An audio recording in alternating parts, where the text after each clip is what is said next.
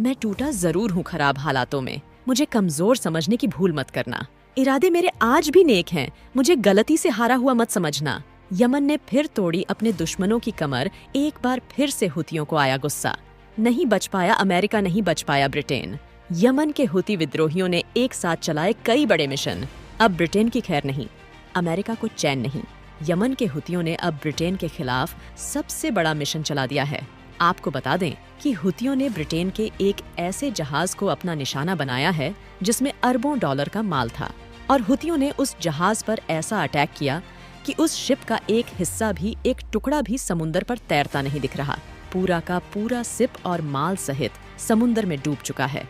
Britain का ये जहाज अमोनिया लेकर समुंदर से गुजर रहा था, जिस पर यमन के हुती विद्रोहियों ने टारगेट करके ऐसा हमला किया कि उस जहाज के पुर्जे पुर्जे समुंदर में डूब गए। उस पर बैलीस का झंडा लगा हुआ था, लेकिन ये रजिस्टर्ड ब्रिटेन में था, यानी ये ब्रिटेन का ही जहाज था जिसका नाम रूबी मार था।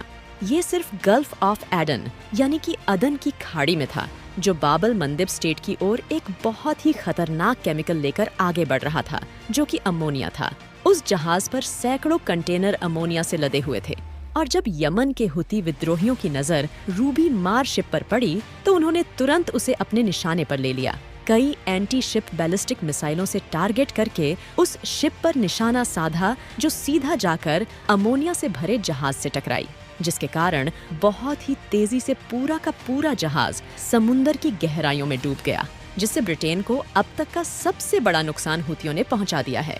इस पर ब्रिटेन ने कहा कि ये हुतियों द्वारा अब तक का सबसे विनाशकारी हमला था, और ब्रिटेन ने साथ में ये भी कहा कि हुतियों को रोक पाने में अब तक यूरोप पूरी तरह से फेल रहा है।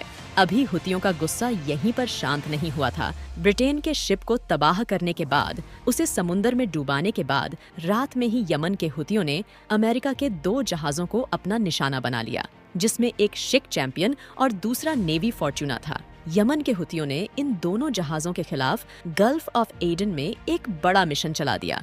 यमन के हुती विद्रोहियों ने अमेरिका के इन दोनों शिप पर सटीक हमले किए। अमेरिका के दोनों जहाजों को बुरी तरह से नुकसान हुआ, लेकिन ये समंदर में डूबे नहीं। हुतियों ने जब अमेरिका के इन दोनों जहाजों को अपनी रेंज में देखा तो उन्होंने तुरंत एंटी शिप बैलिस्टिक मिसाइल उन पर छोड़ दी। अमेरिका के पेंटागन के एक बड़े पूर्व अधिकारी ने हुती के लिए एक बहुत बड़ी बात बोली है। उन्होंने कहा कि अब तक के इतिहास में यमन के हुती एक ऐसी सेना है जो एंटी शिप बैलिस्टिक मिसाइलों का इस्तेमाल करके समुद्र में जीत रही है, अटैक कर रही है। आज तक अमेरिका के खिलाफ ऐसा करने की हिम्मत किसी की भी नहीं हुई, लेकिन यमन के हुती अपने जज्बे से, अपनी हिम्मत से लगातार अमेरिका को चुनौती दे रहे हैं। मिसाइलों के अलावा अब हुतियों के पास खुफिया ड्रोन भी आ चुके हैं, जिनसे पूरे अमेरिकन नेवी टेंशन में आ चुकी है। हुतियों के ये ड्रोन न केवल हवा में बल्कि पानी के अंदर चल सकते हैं और हमले भी कर सकते हैं। इसीलिए यमन के हुती विद्रोहियों ने सैकड़ों ड्रोन समुद्र के नीचे छोड़ दिए हैं, जो अमेरिका के शिप के नीचे घूम रहे हैं, उन्हें तलाश कर रहे हैं, और मौका मिलते ही ये समुद्री ड्रोन अमेरिका के शिप को अपना निशाना बना रहे हैं। यमन के हुती हवा में मिसाइलों से हमला कर रहे हैं और समुद्र के अंदर वाटर ड्रोन से। अब अमेरिका के पास पहले से ही हुतियों की एंटी शिप बैलिस्टिक मिसाइलों का जवाब नहीं था, और अब तो उनकी शिप के नीचे खतरनाक यमन के ड्रोन ने अमेरिका की कई नेवी एजेंसी को टेंशन में डाल रखा है।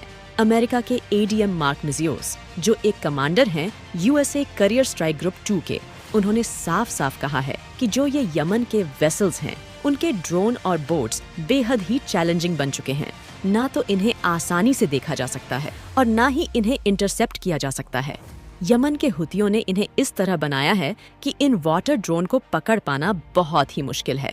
एक तो ये साइज में बहुत ही छोटे होते हैं और ऊपर से पानी के नीचे चलते हैं, ठीक किसी सबमरीन की तरह।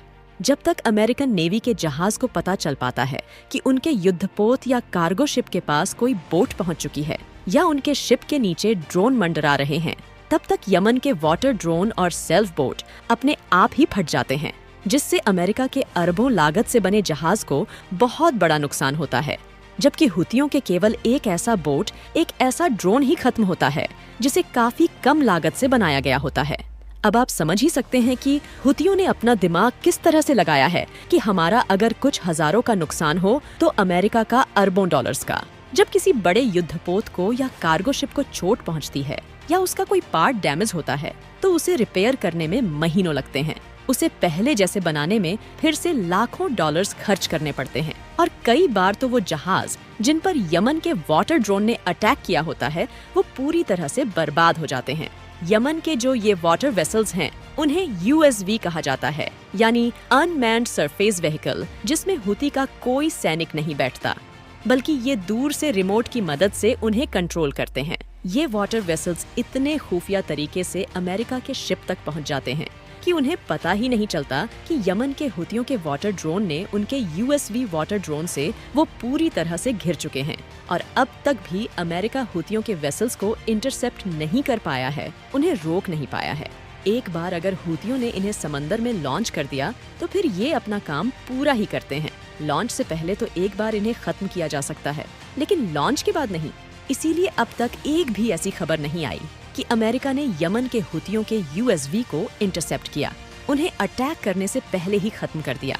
जबकि हम पिछली वीडियो में बताते रहे हैं कि अमेरिका ने यमन के हुतियों की एंटी शिप बैलिस्टिक मिसाइलों को हवा में ही खत्म कर दिया। लेकिन ये वाटर ड्रोन्स हैं जिनके सामने अब तक अमेरिका की नेवी के पास कोई जवाब नहीं। जहां दुनिया के बड़े बड़े मुस्लिम देश फिलिस्तीन का साथ नहीं दे रहे, तो वहीं एक यमन जैसा देश अपनी पूरी ताकत के साथ बड़ी बड़ी सुपर पावर कंट्री को चैलेंज कर रहा है।